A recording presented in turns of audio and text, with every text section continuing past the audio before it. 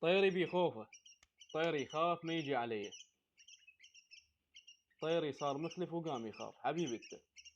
طيرك اذا هيك عمر ما يصير بيخوف، وهذا زق. الطير يبدي يصير بيخوفه لما يبدي شنو؟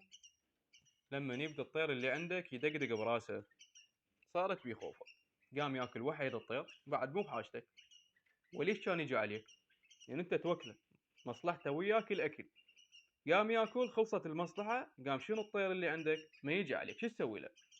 قبل لا ينام الطير بالليل اكله شيله كله من القفص، قبل لا ينام بالليل خليت التمر مالته والمشربه، قاعد الطير عندك الصبح اكل تمر ساعه زمان، ورا ساعه راح يمل من التمر، يريد تنوع بالغذاء، معروف الطير يحب التنوع بالغذاء.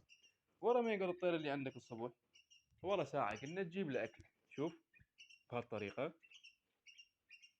اظل اوكله من ايديه لحد ما الطير يكمل الدقدق مال راسه، وتظل انت توكله من ايدك.